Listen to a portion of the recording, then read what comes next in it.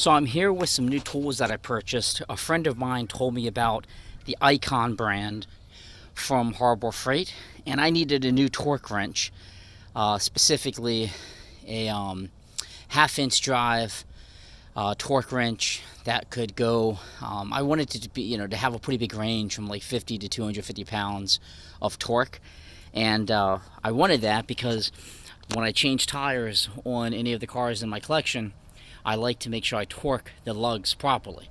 Back in the day, I would just take a lug nut wrench and I would just do it as tight as I could, but that's not really the proper way to do it. It's good in an emergency situation, but it's not how you would want to do it permanently, because I'm told like the pressure of the lug nuts help with some of the brakes. I don't really know the truth of all of that, but I know accuracy is a good thing. This is the Icon brand. This was I think $14. They consider themselves equivalent to Snap-on. I've only used Snap-on tools very limited.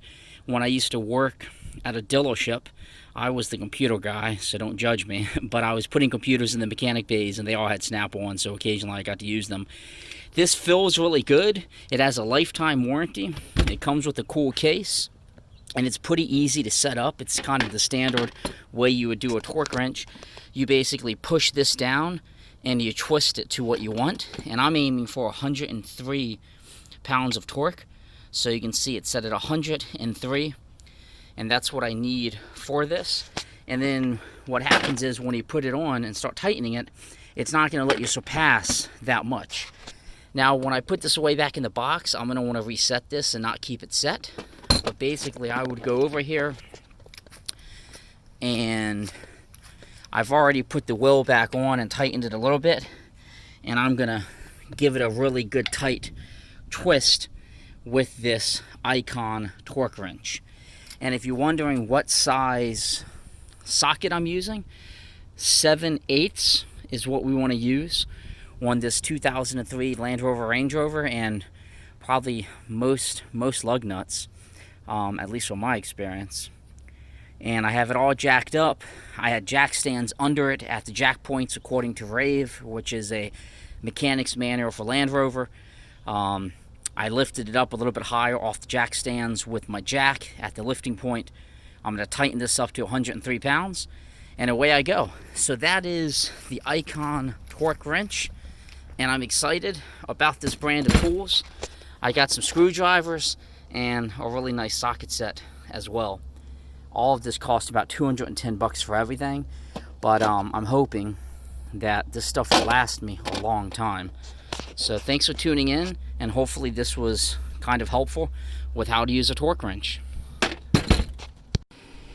And I thought it would be useful just to show what happens when it is torqued. A lot of people think that it would just like break and it won't let you over torque it, but you have to listen for the click. And on the Icon, that's the click. So that's telling me I don't need to torque it anymore. So I've tested every one of these lug nuts that I've put on, and I made absolute certain that they're all torqued exactly where they should be. And then I just went around the vehicle and I just tested the other lug nuts just to make sure they're also torqued where they need to be. So that's all you do. It's pretty easy. As you can see, once I got the tire kind of tight, I lowered everything, but that's how you would use a torque wrench, and the clicking that you would hear, specifically this Icon by Harbor Freight torque wrench. Hope this was helpful. Don't be afraid. The most important thing when you're changing your tire, if you're a DIY guy like me and you're not a mechanic or not somebody that wrenches every weekend, use the proper jack points, the lift points. You don't want to put it under the wrong area and bust something. You don't want the jack to slip. I jacked it using a 3-ton jack, which is what I had, and then I used jack stands, sorry, drew a blank, to actually hold it in place when I took the tire off. If it has air suspension, you got to make sure you keep a door open, so that way when you're jacking, the things don't get crazy. Thanks for watching, and sorry for the poor video. My hand kept getting in the way. I know I should have used my GoPro on this, but I wanted to do this quickly. Thank you.